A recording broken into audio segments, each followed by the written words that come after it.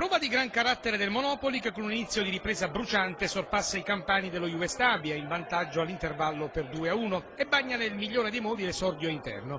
Il Monopoli deve fare a meno dello squalificato Loseto e degli infortunati Colella e Vurchio, i campani del solo Pezzella.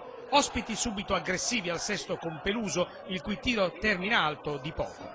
Al decimo Capparella dalla destra guadagna un angolo, dalla bandierina l'esterno destro fionda per Fabbro, il cui colpo di testa va fuori di poco.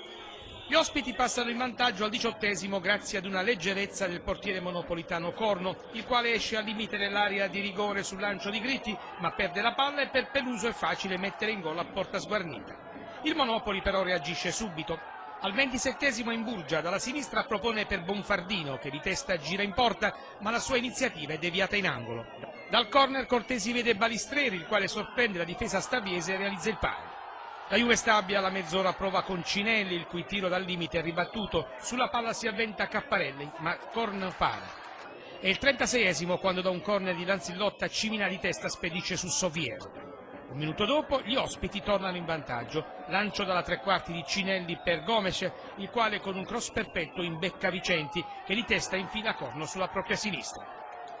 Il Monopoli potrebbe pareggiare al 43°, ma la punizione al fulmicotone di Lacarra dalla distanza si stampa sull'incrocio dei pali.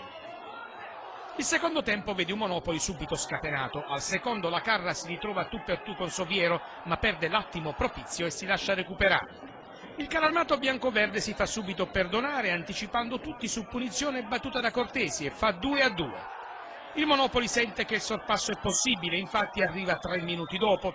Lanzillotta dalla destra lancia Lisi, l'attaccante lascia sul posto D'Ambrosio e infila con un perfetto diagonale Soviero in uscita. I campani vanno letteralmente a tappeto e solo da mezz'ora Peluso prova a concludere, ma il suo tiro è respinto da Corno. 2 minuti dopo De Angelis, subentrato a Capparella, manda alto su punizione. È il 45° quando Lacarra spedisce alto da posizione siderale e non sfrutta in pieno un contropiede in superiorità numerica. 48° brivido per i locali con Peluso, che porta lo scompiglio in area monopolitana, ma il suo tiro non sorprende Corno. Dopo 5 minuti di recupero, il fischio finale è la vittoria del Monopoli.